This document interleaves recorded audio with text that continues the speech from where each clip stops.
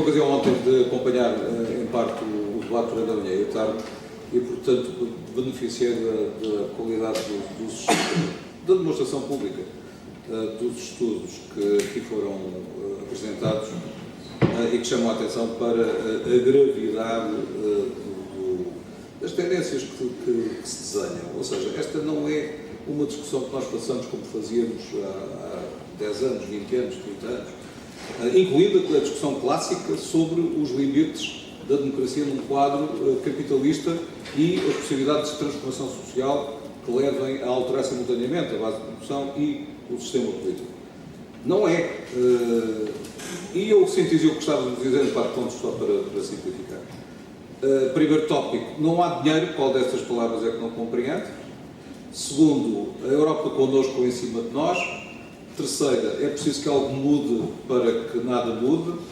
Quarto, da política escrava da economia à economia subordinada à política. E última, não te distraias aos factos. Uma homenagem a uma pessoa que nos disse não te distraias da vida.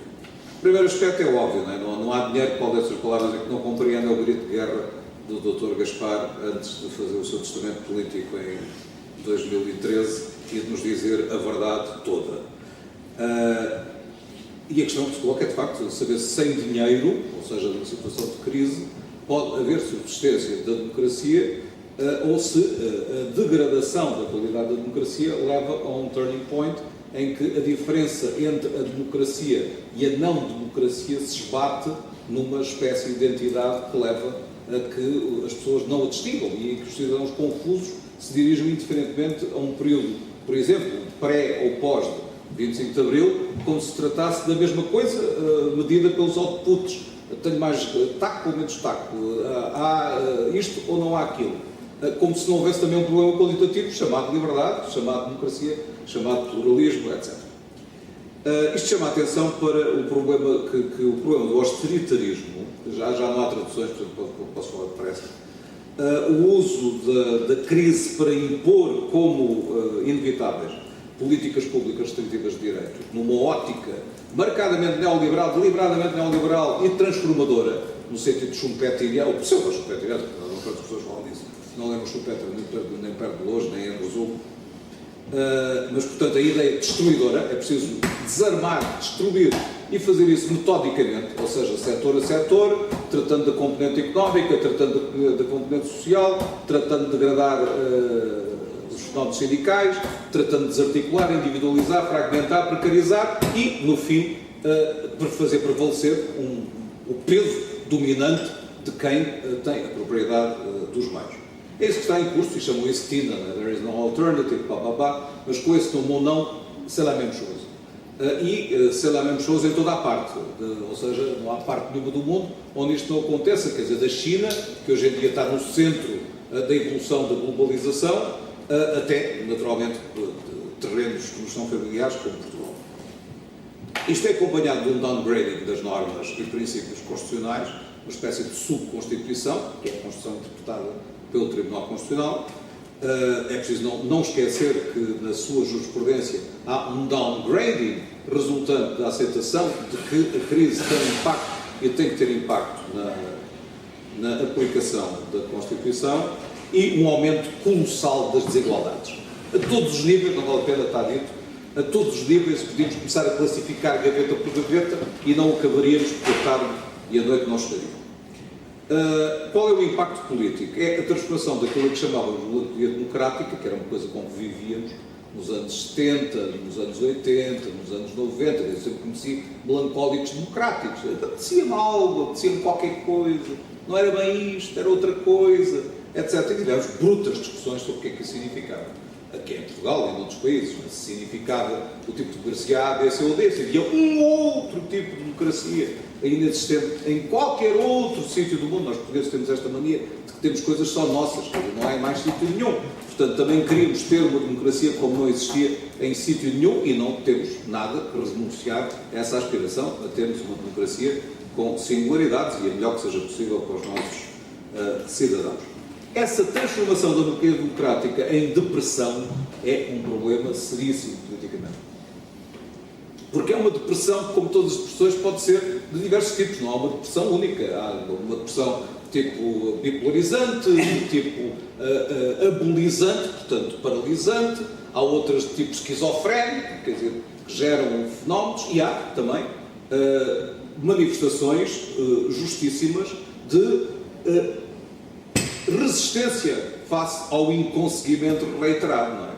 E, portanto, as manifestações sociais que nós vemos ao lado da vida partidária, sindical, etc., são manifestações saudáveis, julgo eu, de não acatamento do fado como destino inevitável para ser aceito de serviço para baixo e sem qualquer reação. Também se caracterizam a linear pela volatilidade, pela efemeridade e pela inconsistência, ou seja, é a água que se dissolve no meio da areia, que se perde e que não gera muito alterações do sistema político.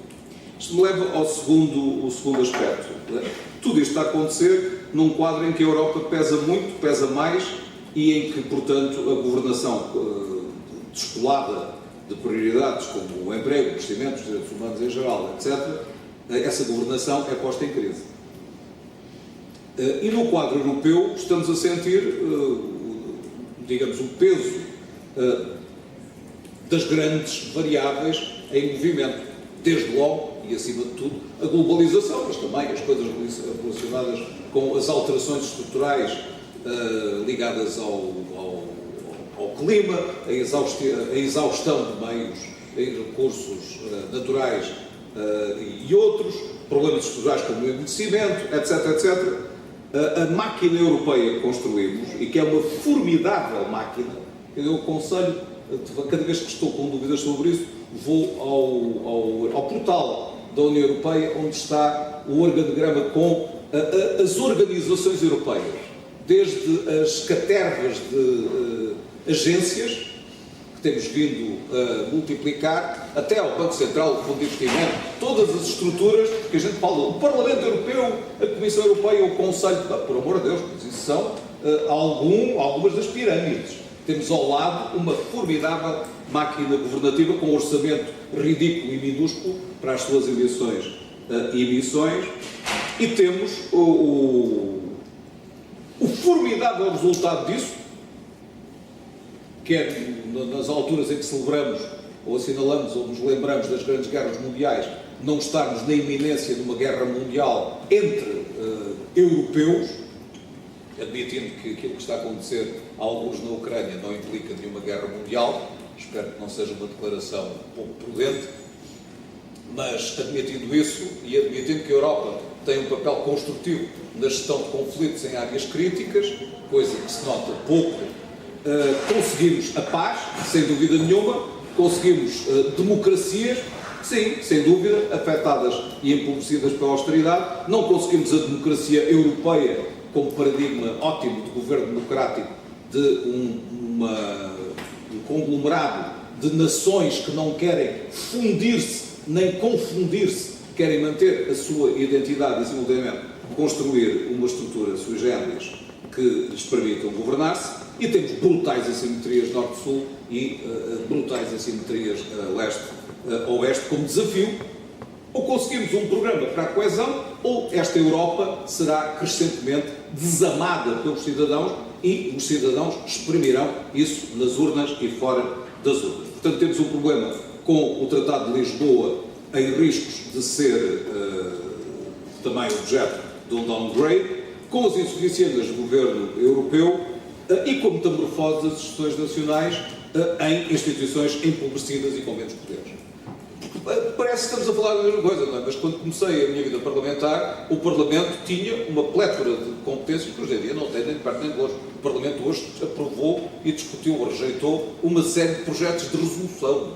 Isto é recomendações ao Governo.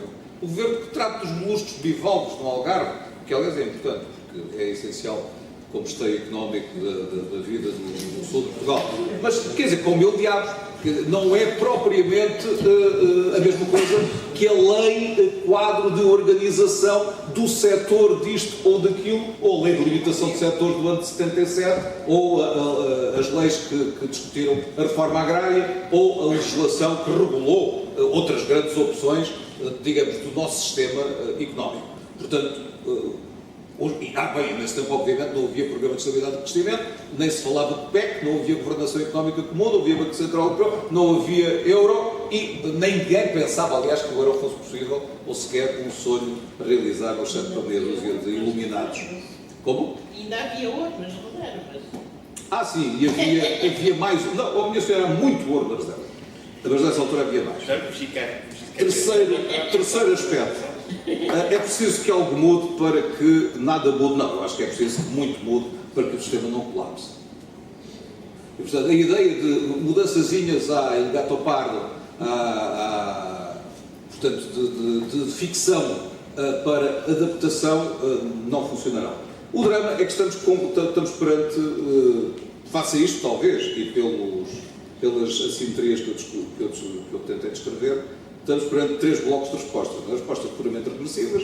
Não, o que era bom era quando os deputados tinham o poder de aprovar o orçamento, ele próprio, todo sem condicionamento tão óbvio e sem ir em fiscalização prévia dos órgãos europeus e não havia troika, nem se pensava em troika, etc, etc. Depois, as respostas centradas no federalismo, aquilo que eu chamo de federalismo mágico. É preciso, não, o que é preciso é o federalismo europeu democrático. Mas depois falta a descrição de como é que se chega a esse federalismo democrático europeu mágico, que é aquele que concilia nações com um poder central forte, concilia a democratização do mandato com a eficiência da governação, etc, etc. Diga? 2 minutos. Chega. Assim, poupa uma parte difícil. E depois há os do futuro, é o presente. Mas se for o presente, as pessoas, obviamente, vão desinteressar-se e isso é terrível.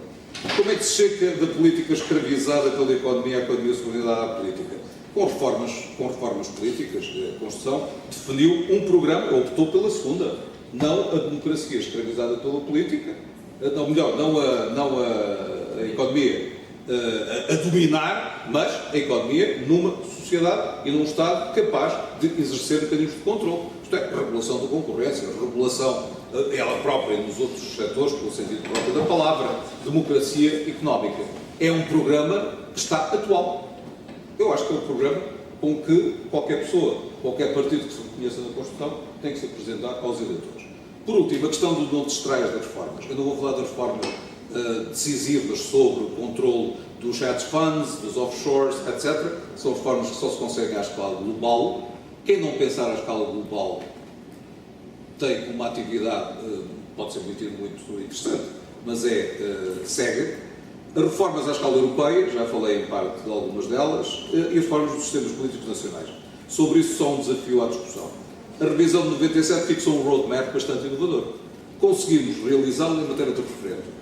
E isso teve um efeito bom, por exemplo, resolveu uma questão fraturante, a interrupção voluntária da gravidez, teve um efeito terrível, fechou o debate sobre a regionalização. A derrota referendária no referendo sobre a regionalização encerrou com uma força que não teria a rejeição do Parlamento do diploma o debate. Faz falta pensar na descentralização do Estado, porque o Estado, como está, não pode ser eficaz no uso dos recursos. Outra coisa que testámos foi a iniciativa legislativa popular, fiasco.